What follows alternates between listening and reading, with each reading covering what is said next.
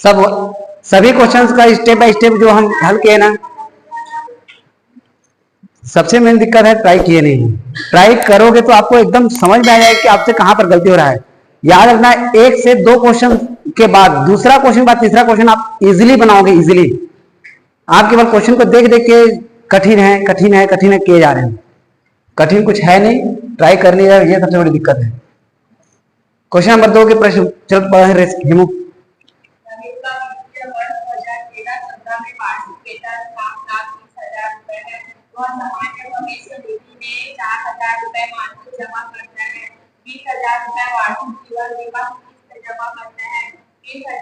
राष्ट्रीय बचत फंड में निवेश करता है।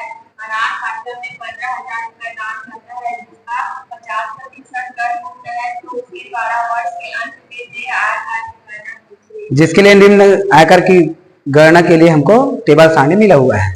वो टेबल सारणी का यूज सीधा हम आयकर की गणना जब करते हैं ना, वहां पर उसको यूज करते हैं। ठीक है, शुरुआत होता है वित्तीय वर्ष जो भी दिया उसमें वार्षिक आय से स्टार्ट, उससे ही होता है ना। स्टेप बाय स्टेप को याद रखे रहो, और याद करने की जरूरत भी नहीं है, आपको समझ में आ जाएगा कैसे बनेगा। पहला स्टेप क्या है हमारा, वित्तीय वर्ष। वित्तीय वर्ष क्या दिया है, वित्तीय वर्ष 2013-14 ना। कौन है वो, कौन है, नाम क्या होगा, नवीन ना। नाम लिखना मत भूलना, ठीक। नवीन की वार्षिक आय, वार्षिक आय कितना है, 7 लाख।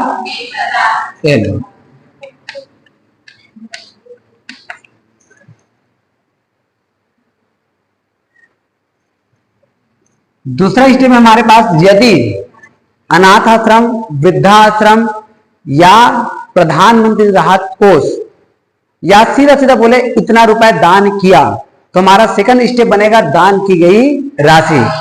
तो उनमें से कोई दिया है क्या, अनाथ आश्रम, वृद्धाश्रम या प्रधानमंत्री राहत कोष, कुछ भी। अनाथ आश्रम दिया है। अनाथ आश्रम वो कितने रुपए दान करता है, 15,000। लेकिन उसमें एक कंडीशन है लगाया कि जो 15,000 उन्होंने जमा किया उसमें केवल 50% पर छूट मिलेगा। 50%, तो कल आपको बताया था 50% बोला है, तो आप 15,000 का क्या कर देंगे, आधा। तो ये हमको मिल जाएगा दान की गई राशि।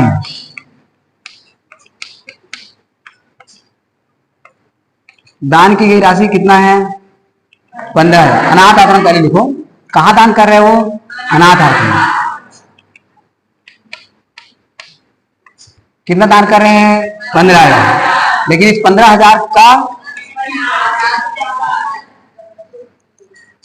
50% है ना, तो 15,000 का 50% सीधा दिमाग लगाना चाहते हो तो 7,500 कह सकते हो, या चाहो तो इसको निकाल सकते हो। तो 15,000 गुणा 50/100, 10101010 कर गया। 15 पंचे 75, और यहाँ पर 2 जीरो, तो 7,500 रुपए उन्होंने क्या कर दिया, दान। दान की गई राशि के अंतर्गत कितना आया, 7,500। उसके बाद तीसरा स्टेप क्या कहता है हमारा, शेष राशि। शेष राशि हमारे पास जो राशि वार्षिक आय के रूप में मिला था, उसमें जो दान की गई राशि था उसको हमको क्या करना है, घटाना है। तो चलिए कितना घटाएंगे, 7,20,000 माइनस 7,500। तो 7,20,000 में 7,500 को घटाएंगे कितना आएगा, 7,000 बोलता हूं, 7,20,000 ना। 1-2 जीरो तो घट जाएगा यहाँ पर से, तो 0 और 0 आ गया। उसके बाद इस 10 में घटेगा 5। चलो 20,000 में 7,500 को घटाओ कितना आएगा, 20,000 में 7,500, 12,500। चाहो तो ऊपर नीचे करके हटा सकते हो या सीधा दिमाग लगा सकते हो। 7 लाख तो आना ही आना है, 20,000 में 7,500 मतलब 7,500 घटाएंगे कितना आएगा, 12,500 ना। तो 7,12,500 ये हमारे पास क्या रहेगा, शेष राशि।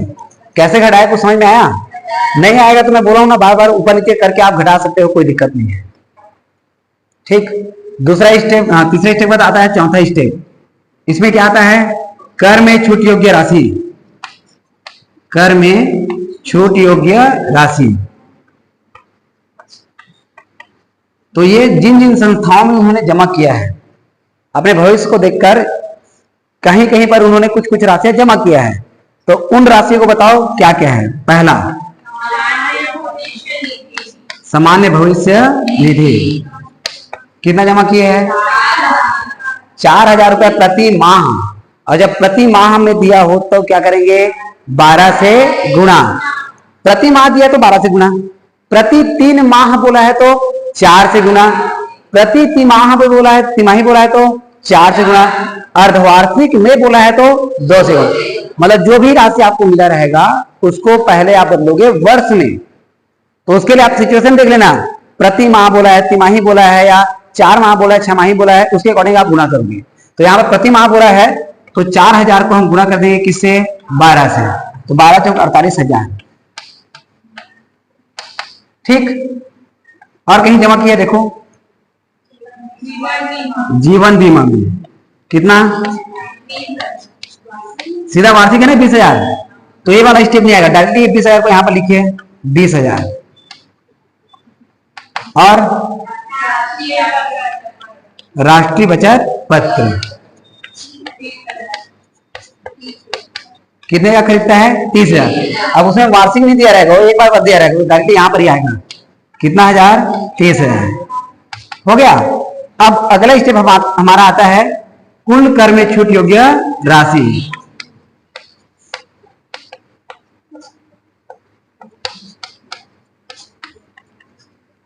ये कैसे निकलता है? इन सब का योगफल। तो ये हो जाएगा 1 2 3 0, यहां पर कहा गया क्या? 8 4 2 6 3 98,000 रुपए उन्होंने जमा कर दिया। ये 98,000 रुपए वो राशि है जिस पर हमको कर देने की आवश्यकता नहीं है। तो छठवां स्टेप क्या आता है? कर योग्य राशि। कर योग्य राशि हमारे पास शेष राशि कितना बचा देखो, 7,12,500। उसमें हम किसको हटाएंगे? 98। 7,12,500 में किसको हटाएंगे हम? 98।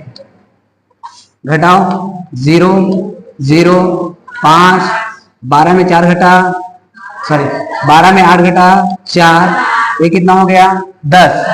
10 में 9 घटा, ये कितना हो गया? 6,14,500 रुपए। ये वो राशि है जिस पर हमको आयकर की गणना करना है, मतलब कर देना है। तो उसके लिए हमको स्पेसिफिक दिया गया है आयकर के लिए लिस्ट। 7वां आयकर की गणना। आयकर की गणना उसके लिए पहला लिस्ट देखो, 2 लाख रुपए तक 0%। 2 लाख रुपए तक कितना प्रतिशत? 0। तो ये आ गया हमारा पहला स्टेप, 2 लाख रुपए तक।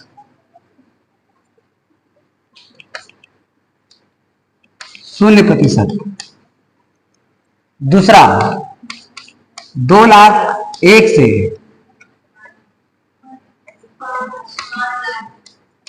कितना तक? 5 लाख तक। कितना प्रतिशत? 10%। अब यहां पर क्या चीज ध्यान देने की जरूरत है उसको मुझे बताओ, क्या बोला था यहां पे? हाँ बोलो।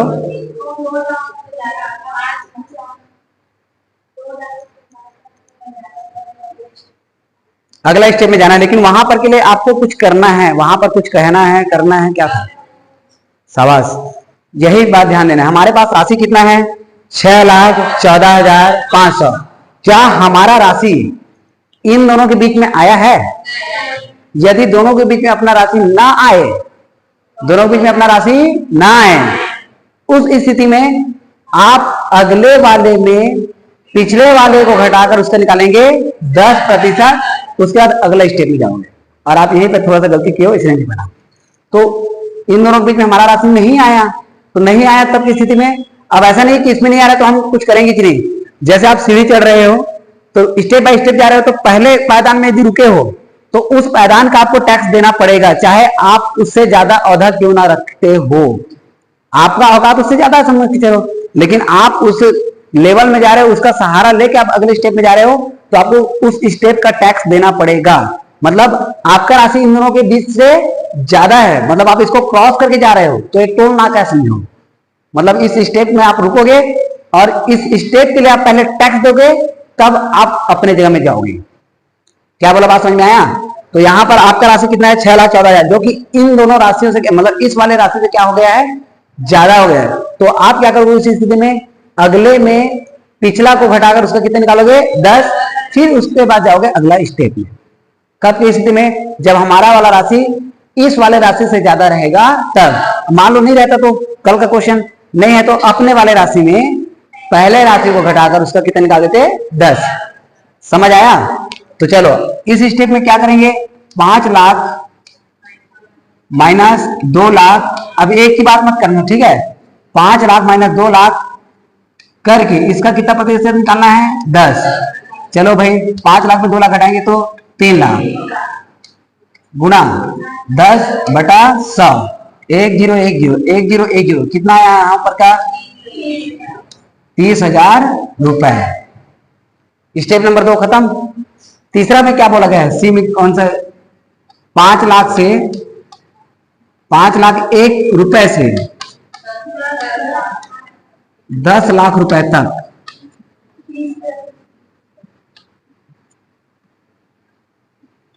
कितना प्रतिशत, 20%। अब बताइए इन दोनों के बीच में अपना राशि आया कि नहीं आया? तब की स्थिति में क्या करेंगे, अपने वाले राशि में पहले वाले राशि को घटाकर उसका 20%। आपको समझ में आया? तो अपना राशि कितना है, 6,14,500 माइनस पहला राशि कौन है, 5 लाख, फिर इसका कितना प्रतिशत, 20%। अब 6,14,500 में 5 लाख घटाएंगे तो 1,14,500 का मतलब गुणा 20/100, 10101010। अब गलती यहाँ पर ये होता है कि हम खुशी खुशी इसको छाप के आ जाते हैं, यहाँ पर बेचारा 2 बच्चे उसको भूल जाते हैं। 2 को आप गुणा करोगे, भूलना मत, 2 शून्य में 0, 2 पंचे 10, 2 चौक 8 और 1 9, 2 एकम 2, 2 एकम 2, 22,900। मतलब आपको ये वाला राशि भी देना है और ये वाला भी राशि देना है। मतलब कुल कर की राशि क्या हुआ, कुल कर की राशि। अगला स्टेप 8वां कह सकते इसको आप, इन सबको जोड़ोगे। पहला स्टेप में 0 था, दूसरे और तीसरे में है तो 30,000 प्लस 22,900 कितना आएगा, 52,900 रुपए। यह हमारा क्या है, कुल कर की राशि। अब अगला स्टेप में आपको क्या करना था, शिक्षा उपकर क्या निकालना है। तो 9वां स्टेप, शिक्षा उपकर क्या होता है मुझे बताओ।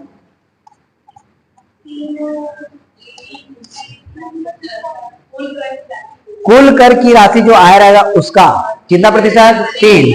मतलब हम निकालेंगे 52,900 का कितना प्रतिशत, चलो भाई इसका 3% निकालो।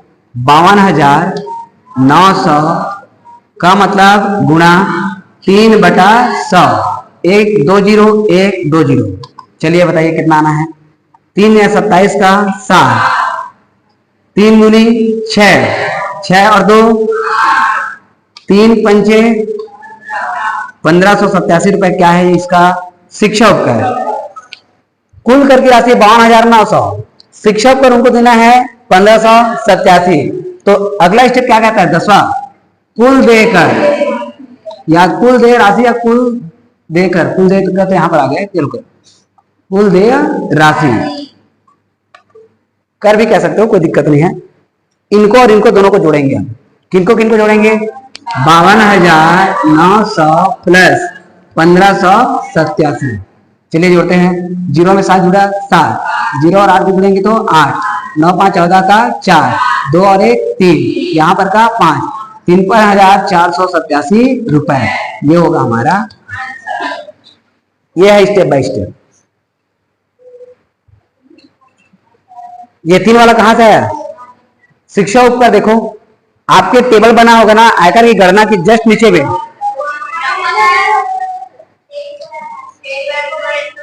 अच्छा हाँ से चाल बचा हुआ था क्या? हाँ हाँ हाँ शाबाश। 54,487 है, जोड़ने नहीं आया क्या रे? अच्छा यहाँ पर कर 3 और 1, 2 और 1 3, 3 और 1 हाथ में मिला के 4। ठीक ठीक ओके, कर लोगे इसको। शिक्षा उपकर जो आयकर की गणना करना उससे जस्ट नीचे में 1 और 2% करके दिया होगा, या 2 और 1% करके दिया है। टोटल मिला के कितना परसेंट? 3। वो रहता है कुल कर का 3%। ठीक।